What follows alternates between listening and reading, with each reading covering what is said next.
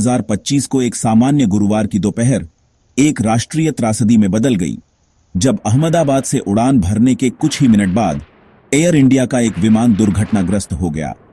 यह विमान एक बोइंग 787-8 ड्रीमलाइनर जिसका रजिस्ट्रेशन VTANB था, फ्लाइट AI-157 के रूप में संचालित हो रहा था।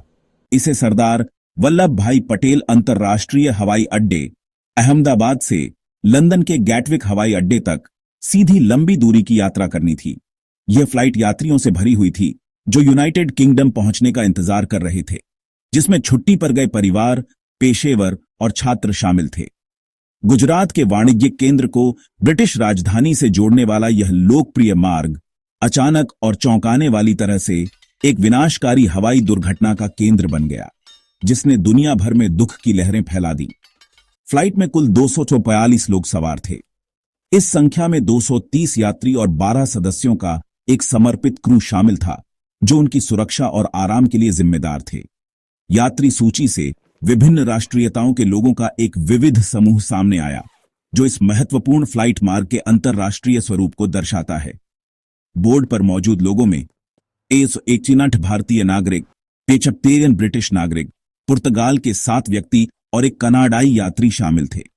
इतने सारे विदेशी नागरिकों की उपस्थिति ने तुरंत इस घटना को एक अंतर्राष्ट्रीय संकट में बदल दिया, जिससे राजनयिक मिशनों को जानकारी इकट्ठा करने और अपने नागरिकों के परिवारों को सहायता प्रदान करने के लिए भागदौड़ करनी पड़ी, जो अब किसी भी खबर का बेसब्री से इंतजार कर रहे थे, चाहे वह कितनी भी बुरी क्यों न हो। विमान ने दोपहर लगभग 1:30 बजे भारतीय मानक समय पर रनवे 23 से उड़ान भरी। शुरुआत में उड़ान भरने के बारे में सब कुछ सामान्य लग रहा था, क्योंकि शक्तिशाली ड्रीमलाइनर ने साफ दोपहर के आसमान में अपनी चढ़ाई शुरू की। फ्लाइट की कमान कैप्टन सुमीत सभरवाल के हाथ में थी, जो 1,200 घंटे से अधिक की उड़ान का अनुभव रखने वाले एक अत्यधिक अनुभवी पायलट थे, और उन्हें फर्स्ट ऑफिसर क्लाइव कुंदर द्वारा सहायता प्रदान की जा रही थी, जिनके पास 1100 घंटे का अनुभव था। उनके संयुक्त अनुभव ने यात्रियों को सुरक्षित महसूस करने का हर कारण दिया होगा। हालांकि अविश्वसनीय रूप से कम समय के भीतर कुछ विनाशकारी रूप से गलत हो गया, जिससे उनकी योजनाबद्ध 8 घंटे की यात्रा कुछ ही मिनटों की उड़ान में बदल गई। दुर्घटना दोपहर 1:40 बजे से 1:45 बजे के बीच हुई। पहियों के टरमैक छोड़ने के कुछ ही मिनट बाद अपनी क्रूजिंग ऊंचाई की ओर लगातार चढ़ने के बजाय विमान लड़खड़ा गया। प्रारंभिक रिपोर्टों से संकेत मिलता है कि विमान को आवश्यक ऊंचाई हासिल करने में मुश्किल हुई, जो किसी भी उड़ान के सबसे कमजोर चरण के दौरान एक महत्वपूर्ण विफलता है। ठीक से चढ़ने में यह अक्षमता घटनाओं की एक श्रृंखला को गति प्रदान कर गई, जिसने हवाई अड्डे की सीमा के ठीक बाहर इसके दुखद अंत का कारण बना। पायलटों को एक अकल्पनीय आपात स्थिति का सामना करना पड़ा।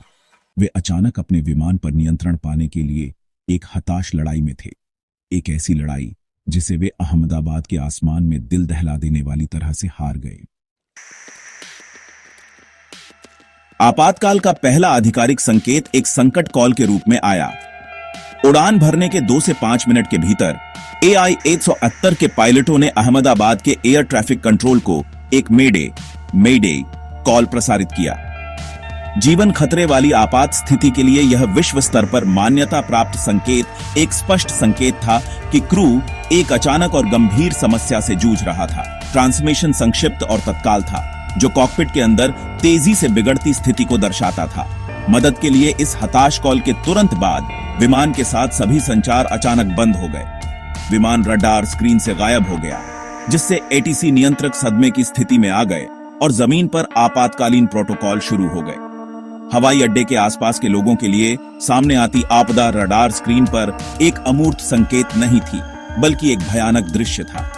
हवाई अड्डे की परिधि के ठीक बाहर स्थित मेघानी नगर क्षेत्र के आई विटनेसों ने बड़े यात्री जेट को खतरनाक रूप से कम ऊंचाई पर उड़ते देखा। यहां तक कि सामान्य पर्यवेक्षकों को भी यह स्पष्ट था कि विमान गंभीर परेशानी में था।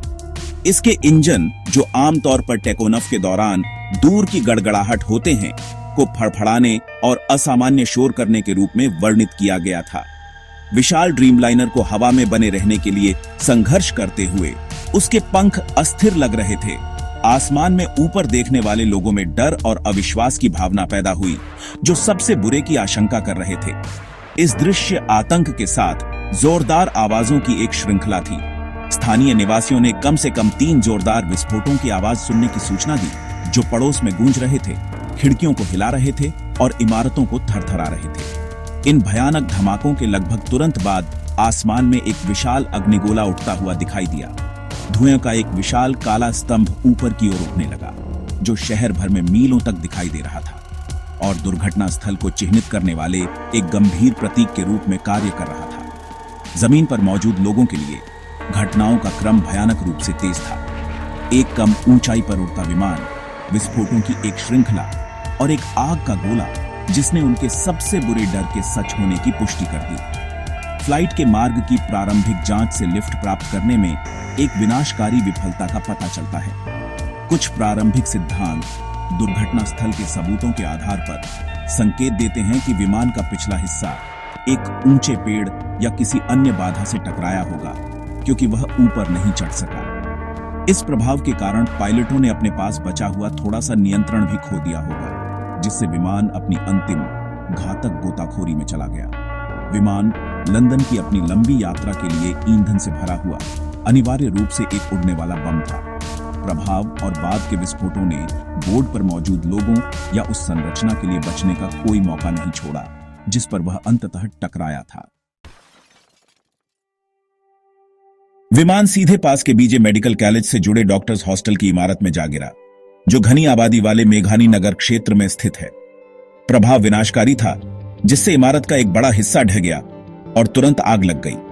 दुर्घटना स्थल पूरी तरह से अराजकता और विनाश का एक दृश्य था, जिसमें विमान का मलबा, इमारत की सामग्री और व्यक्तिगत सामान एक बड़े क्षेत्र में बिखरा हुआ था। हजारों लीटर जेट ईंधन से भड़की भीषण आग ने एक खतरनाक वातावरण बना दिया, जिसने शुरुआती बचाव प्रयासों में बाधा डाली और आसपास के पड़ोस में जहरीला धुआं फैला दिया, जिससे निवासियों को दहशत में भागना पड़ा। दुर्घटना के कुछ ही मिनटों के भीतर एक बड़ा आपातकालीन प्रतिक्रिया दल जुटाया गया। अहमदाबाद अग्निशमन और आपातकालीन सेवाओं से 5 से अधिक दमकल गाड़ियों को तुरंत घटनास्थल पर भेजा गया। उनके सायरन बज रहे थे, क्योंकि वे भीड़ भाड़ वाली सड़कों से आग बुझाने के लिए जा रहे थे।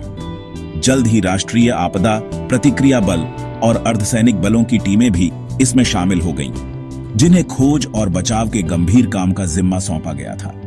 अहमदाबाद के पुलिस आयुक्त जीस मलिक प्रयासों का समन्वय करने के लिए घटनास्थल पर पहुंचे, यह कहते हुए कि प्रभाव की विनाशकारी प्रकृति को देखते हुए कोई भी जीवित नहीं बचा होगा, हालांकि आधिकारिक पुष्टि में समय लगेगा। स्थानीय अधिकारियों ने संकट का प्रबंधन करने और क्षेत्र को सुरक्षित करने के लिए तत्काल कदम उठाए।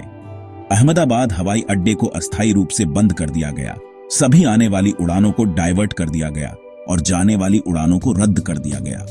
पुलिस ने हवाई अड्डे और दुर्घटना स्थल की ओर जाने वाली सभी सड़कों को बंद कर दिया, ताकि आपातकालीन वाहनों को अबाधित पहुंच मिल सके और दर्शकों को खतरनाक दृश्य से दूर रखा जा सके। शहर भर के अस्पतालों को किसी भी संभावित जीवित बचे व्यक्ति को प्राप्त करने के लिए हाई अलर्ट पर रखा गया था और रक्तदान के लिए तत्काल अपील सोशल मीडिया और समाचार चैनलों के माध्यम से जारी की गई थी, क्योंकि शहर एक बड़े हताहत घटना के लिए तैयार था, इस उम्मीद में कि कुछ जीवन अभी भी बचाए जा सकते हैं। अगले कुछ घंटों में त्रासदी का मानवीय टोल सामने आने लगा।